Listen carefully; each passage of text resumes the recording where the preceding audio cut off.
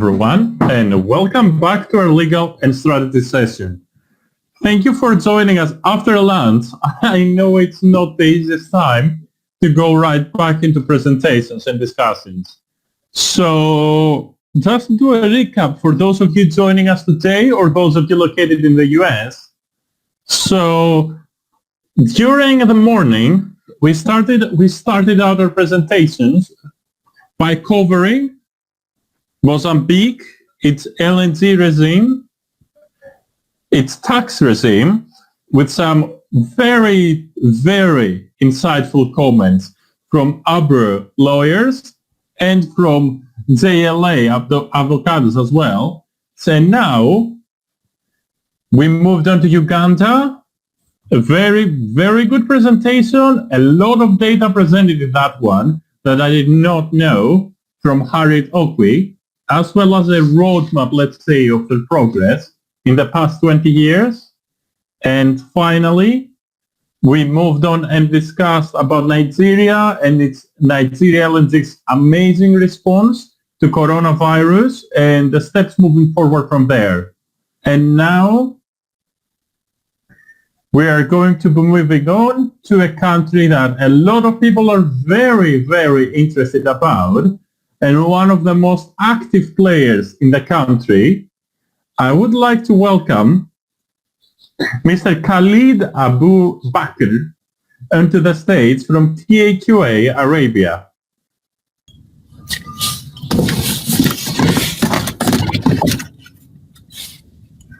Hello, Khaled. Yes. Hi. It's brilliant. Yes, I hear you. Oh, fantastic. I can hear you now as well. Yes. How are you doing? I'm very good. I'm very good. I'm very happy to be meeting you here as well. I can see you, but I'm trying to adjust my camera. It's on the opposite side, so I'm fine so far. Fantastic, fantastic.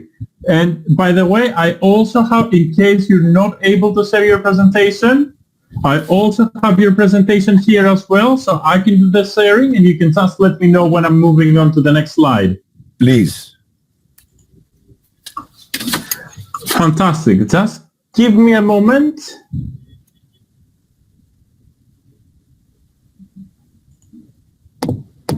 Let me see how I share this full screen. And Khaled, are you there with me?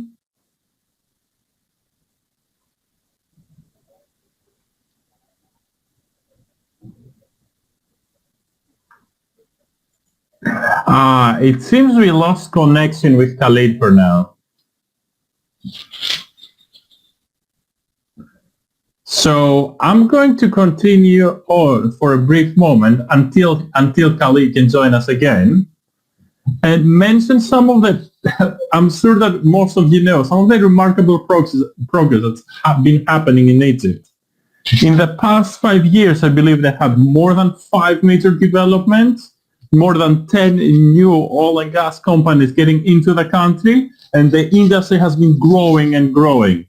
And then now they're like looking very, very much into mixing as well. And I'm at the same time, I'm in hello, Khaled. Hi, Felix. We can see you perfectly now. Thank you. Thank you. Can we proceed with our presentation? Absolutely. I'm starting to share my screen, and now.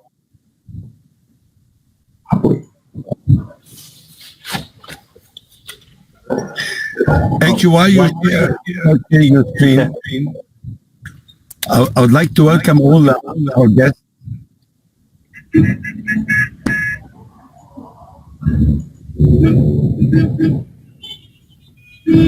Fantastic. It's great to have you here. And now, share.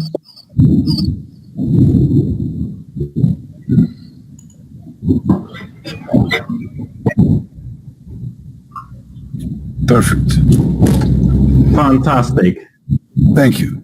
Thank you, Felix, and thanks to our audience for a wonderful day today about Africa and how to energize this great continent. Next slide, please.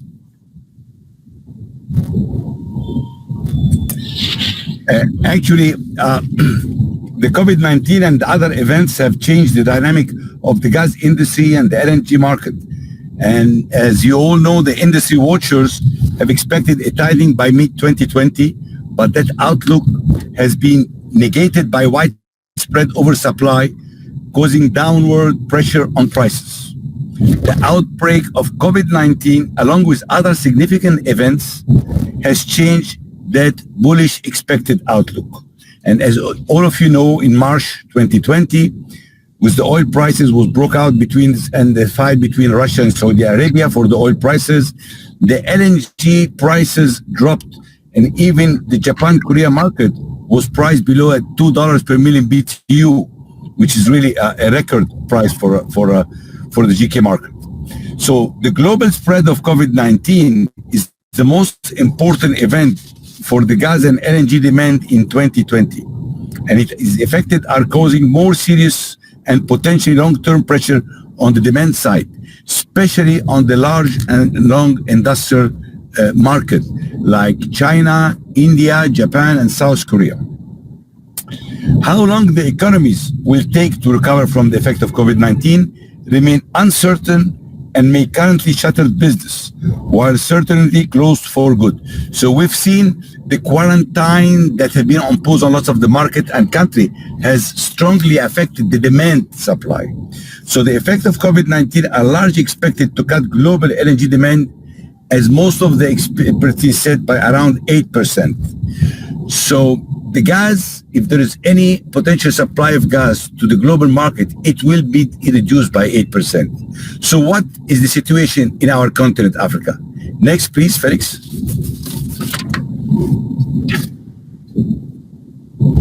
Next, please. Thank you. So Africa, let's have a total macro picture of what's happening in Africa. Africa energy demand drivers. Africa population is expected to reach 1.5 billion by 2030. It has been the highest growth rate if compared to any other continent, and almost 3 times of the world growth rate on population.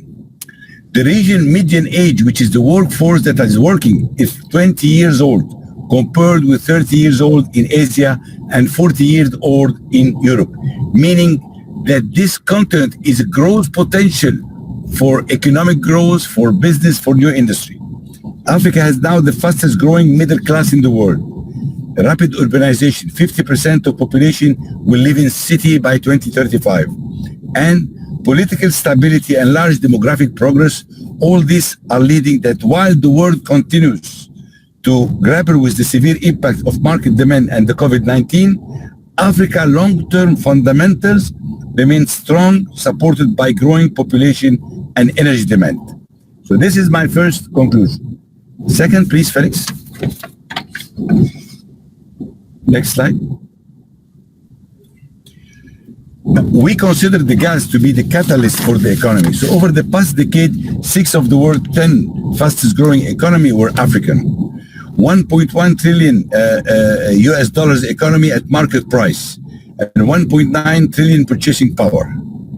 In the last 10 years, the foreign direct investment ballooned from 30 billion per annum to almost 100 billion per annum by next year. And according to the IMF, in the coming decade, sub-Sahara GDP is forecasted to grow at the CAGR combined average growth rate of economy beyond 7%, well above the same CAGR for the world, which is 5%, and the MENA region, which is 6%. Next, Felix. Where does Africa stand from the rest of the world? If on the left, if we look to the first graph, while the natural gas consumption is growing globally by 2.1%, it is growing in Africa by 4.3%. On the right-hand side, if you look to the gas production, while the gas production is growing globally by 1.9%, it is growing by 3.4%. Next, please.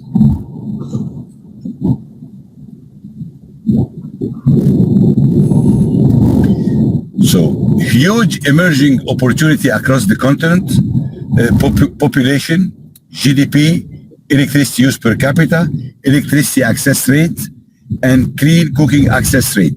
And I want to focus, Felix, on the clean cooking, because the second largest cause of death in Africa and the largest cause of heart attack, pneumonia, and other is the house pollution. People are cooking with a very dirty energy source, either it's wood or others. And one of the elements is the natural gas need to replace all this in the house cooking in Africa. So, and this is the point that people do not care about, because the cost and the life of our citizens is extremely important to all of us. Next, please.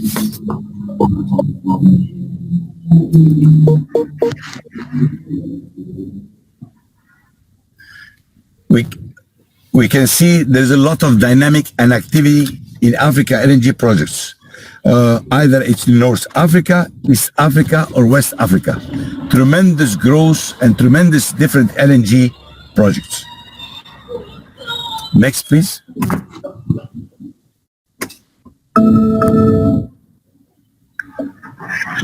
The rising LNG market. The developing countries and small players are now with this new mechanism on pricing and cost and supply and demand caused by the COVID-19. So developing country and small player have an excellent opportunity to enter the market and have a strong impact on it. LNG has historically been an expensive fuel. Liquefaction facilities are normally costly and time consuming to build, and the process is highly technically and complex. Although growing market competition has pushed prices lower than ever before, LNG has still been considered too expensive to satisfy electrification needs in emerging markets. Also, COVID-19 and the other factor have put pressure on LNG prices, may challenge all that. Many of the countries in South America, Eastern Europe, and Africa have been using coal for their energy because of its low price, even though they are being encouraged to switch to greener energy because of climate change. The lower price for LNG may make it easier for this developing country, including Africa, for a transition away from coal and much more polluted energy. The prospect of continued low energy price will invite more emerging country and smaller scale buyers to participate in the market. And I can say that this is time for Africa. Next, please, Felix. What are the major benefits for increasing natural use utilization for Africa? The benefit for the governments is, of course, new private foreign investment is key in key infrastructure, new industrial growth opportunity that will encourage people to build a value added on the value chain of the gas. Employment opportunity is a long term, so that with all that median age that we spoke about earlier, 20 years median age, we have to offer them job opportunity on industrial zone, economical zone, and this zone need to be fueled by gas. People development, training and skill is long term. Development of local content, contractor, supplier, technical transfer as well. Major environmental improvement and reduce pollution and enhance air quality. These are the benefits for the government. Other benefits, some of the benefits for the end user and the end consumer will be 24-hour non-interrupted supply of energy, on-demand supply, energy efficiency and cleaner source of fuel, improve safety of usage, and reduce fuel cost. Next thing.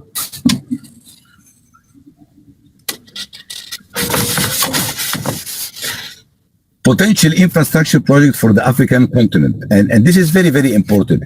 We are saying we need to capitalize on the gas. So what are the areas where we will capitalize on the gas? These areas are different and multiple. And I can say from our experience in Egypt and in Algeria and in South Africa and Nigeria, there are different examples. Supply gas to industrial zone, connect gas and power to residential areas, develop power generation plant running on natural gas, so combined cycle gas turbine to replace simple cycle, and this save 50% of the fuel, supply gas through virtual pipeline to remote area with the technology existing on the mobile CNG, which we call the virtual pipeline and mobile CNG. We can deliver clean gas energy to any place in the continent. And in Egypt, we have a lot of successful experience from mobile CNG that we've been using. Develop existing or new concession area which will support Africa in its endeavor for further economic development. So access to concession area, existing or new, build business partnership, attract foreign direct investment, build access industrial area, build gas and power distribution network. So the full value chain is there if we use the gas. Next, please, Felix. Of course.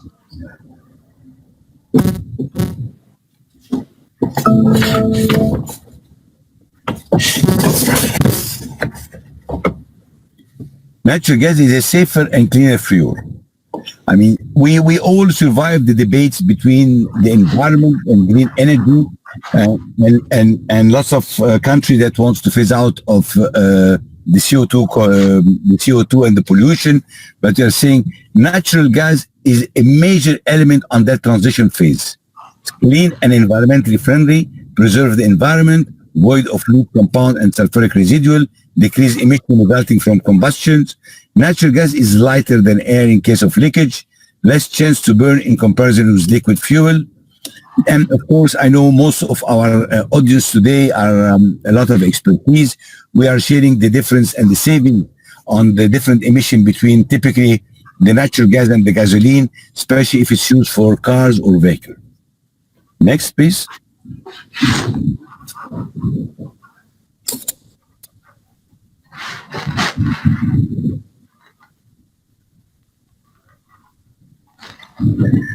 Different application and successful that we've seen in Egypt, and we see it through the International Gas Union. And I have to say that the International Gas Union, one of the focus in the last 3 and 5 years is to focus on Africa and bringing the best applications to Africa. Residential clients, natural gas is the safest, cleanest, and most reliable, convenient source of fuel for residential customer. In power generation, natural gas is the preferential energy source in Egypt and Algeria and a lot of other places in the Middle East as well. Main industrial company are also switching to gas-fired generator. Manufacture, natural gas is used as a primary ingredient to manufacture fertilizer, plastic, petrochemicals, and fabric. And finally, for the automotive, from the automotive sector, the compressed natural gas is used as a fuel source for gas and trucks. We have seen not only CNG application, but we are studying for lots of African countries LNG as a fuel for the vehicle and the trucks to reduce pollution and to deliver more efficient fuel for the car or the vehicle engine. Next, Felix, please.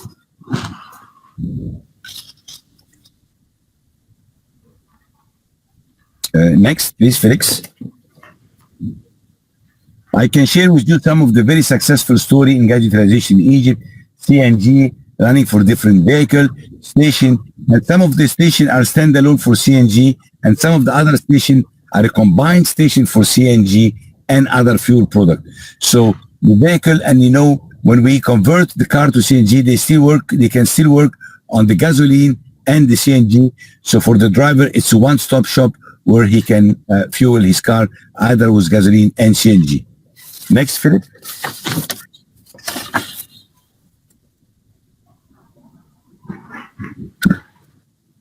As you all know, the success story with the CNG, the mobile CNG, which is a virtual pipeline that provide service. We have a mother-daughter at the end of the pipeline, and we have a daughter station in the remote factory or facility that will consume the gas. And between them, the trucks are moving the CNG to the end user, and from there they take the empty truck and leave the temporary storage of the trailer at the customer facility. And that customer we will build for him a small gas distribution network. So typically, customers that we have on these are mining facilities, industries that are related to agriculture away from the gas grid or the power grid These are the excellent customers. And Africa, from our experience in Egypt, we see lots of countries in Africa that building a pipeline is not economical for them, but they need the energy to develop economical basis. So the mobile CNG would be an excellent answer to the solution. Next, Felix, please.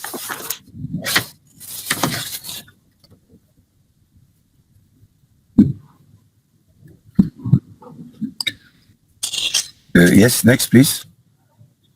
So Africa energy challenges, economic growth and energy poverty, access issue remain major concern that can be solved with technology like the mobile CNG.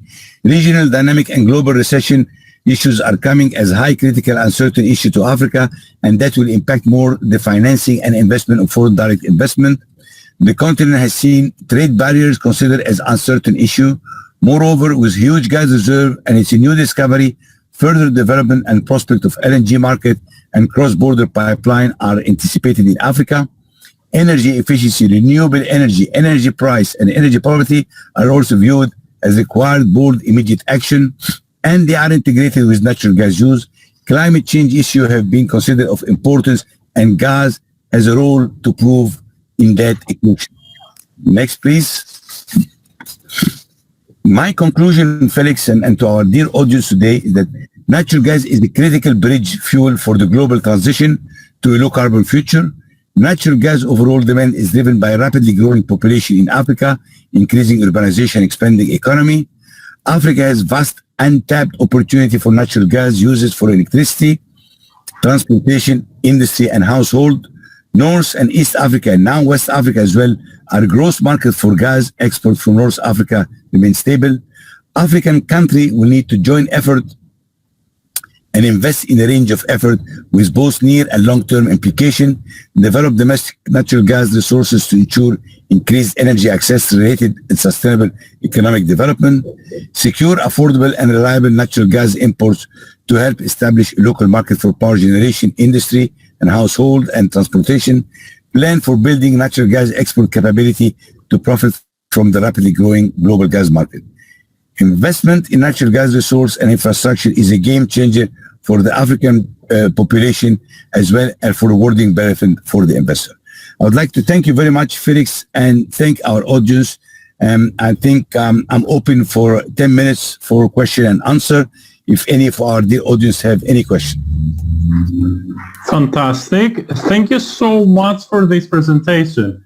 And now I have received questions. Oh, I see that I'm going to begin with my questions. As actually, I've been in a lot of talks about natural gas, not just today, but all over the world, in Latin America, Africa again, even specifically for Mozambique in the past. And there is something that you mentioned that I think not many people have mentioned and not many people have gone into such detail as you. And that is mobile CNG.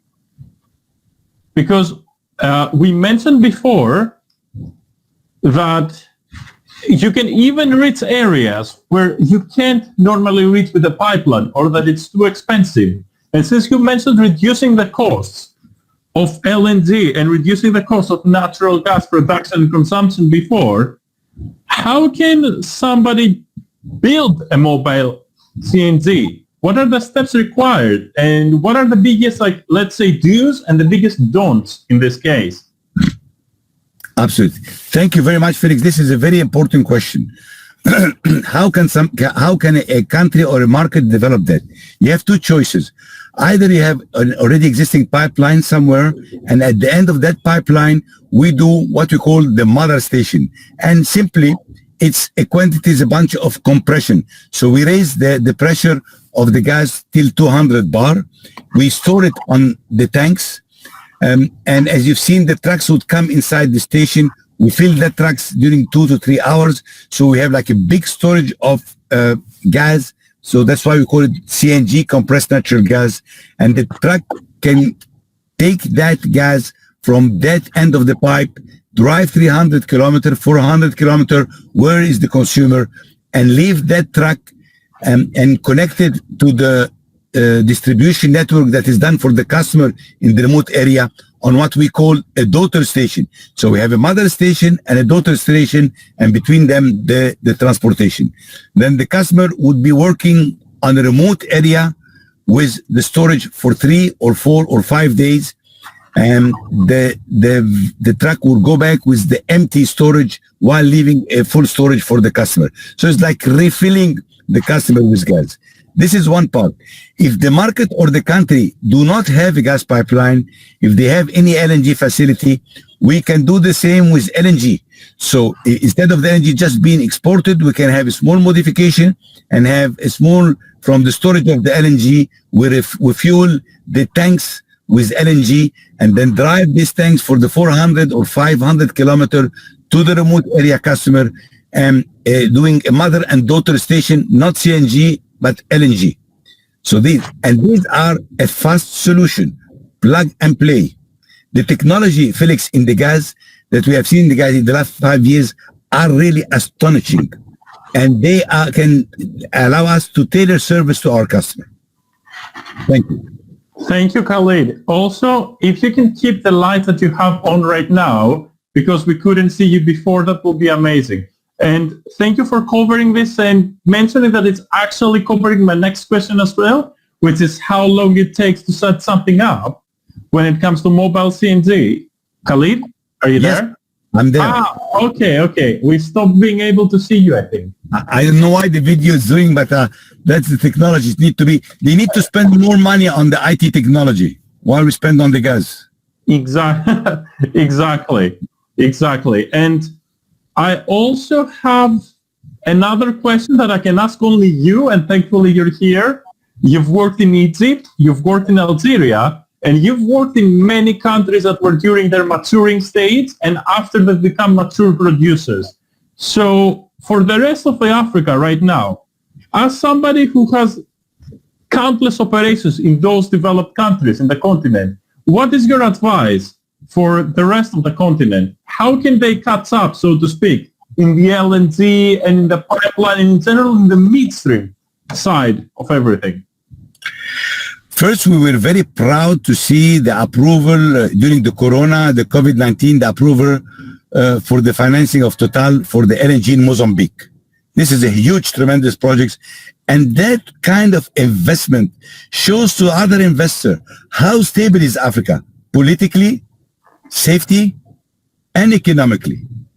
So more the country and the governments are transparent and giving the right approval and go ahead for the investor and supporting them, you will have more investment.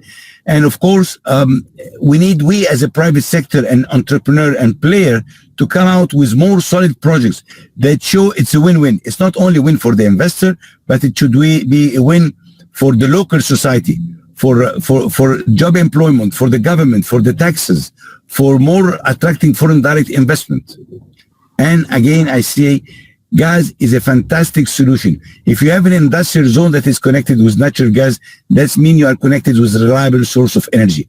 This will attract all the factory and investors to come, and they are sure, they are comfortable that they will not have interruption of energy supply. Thank you very much. That was very thorough. And a final question from the audience. You mentioned before that we have many, let's say, unsafe energy sources in Africa currently, but that LNG is still too expensive. How can LNG become even cheaper? How can gas be more accessible price-wise? Because